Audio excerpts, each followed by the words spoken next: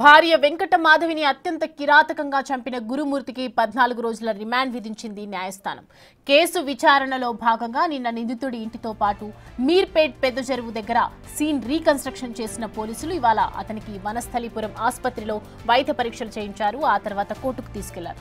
తనకు బెయిల్ వద్దు, లాయర్ వద్దు అంటూ గురుమూర్తి కోర్టులో కేకలు వేశాడు. నిందితుడు గురుమూర్తికి న్యాయస్థానం 14 రోజుల రిమాండ్ విధించడంతో పోలీసులు అతన్ని చెర్లపల్లి జైలుకు తరలించారు.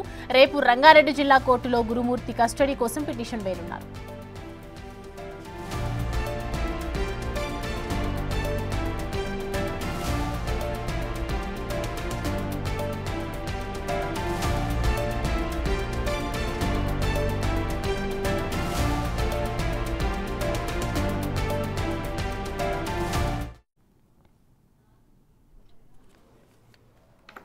ఈ అంశానికి సంబంధించి మరిన్ని అప్డేట్స్ తో మా ప్రతినిధి రానా జాయిన్ అవుతున్నారు.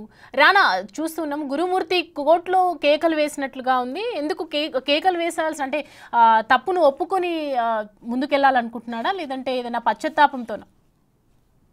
కట్టుకున్న భార్యని అత్యంత కర్కశత్వంతో చాలా దారుణంగా కూడా ముక్కలుగా చేసి నరికినటువంటి గురుమూర్తి తాను చేసినటువంటి నేరాన్ని నిన్న పోలీసుల ముందు ఒప్పుకున్నారు. అయితే అన్ని ఫార్మాలిటీస్ పూర్తి చేసిన తర్వాత ఇవాళ వైద్య పరీక్షల కోసం తీసుకెళ్లారు. వైద్య పరీక్ష ముగిసిన తర్వాత రంగారెడ్డి జిల్లా కోర్టులో జడ్జి ముందు మూర్తిని హాజరుపరిచినప్పుడు 4 రోజుల పాటు కూడా అతనికి రిమాండ్ విధించారు న్యాయమూర్తి.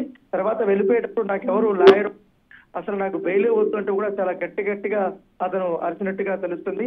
అక్కడ ఉన్నటువంటి లాయర్ అందరూ కూడా ఏం జరిగింది అనేది కూడా తెలుసుకోవడానికి వాళ్ళు అక్కడికి వచ్చారు. ఎందుకంటే చాలా దగ్గరగా కూడా అతను అరుచుకుంటూ వెళ్ళినటువంటి సందర్భం. నన్ను వెంటనే జైలుకి తీసుకెళ్లిపోండి అంటూ కూడా గురుమూర్తి అక్కడ అరవడం.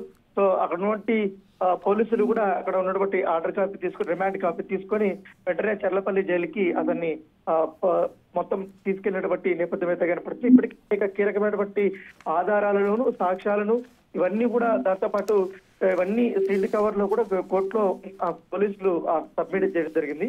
సో వచ్చే నెల 11వ తారీఖు వరకు కూడా గురుమూర్తికి రిమాండ్ అనేది విధించబోతున్నారు. దాంతో పాటు రేపు కస్టడీ పిటిషన్ కూడా వేయబోతున్నట్టుగా మనకు సమాచారం వస్తుంది. దాదాపు 10 రోజుల పాటు కూడా కస్టడీ కావాలని కూడా పోలీసులు కోరబోతున్నారు. ఈ కేసులో మరిన్ని కీలకమైనటువంటి ఆధారాలను సేకరించేటువంటి అంశం ఉంది కాబట్టి గురుమూర్తి కస్టడీ అనేది కూడా చాలా ఇంపార్టెంట్ అనేది కూడా పోలీసులు భావిస్తున్నారు.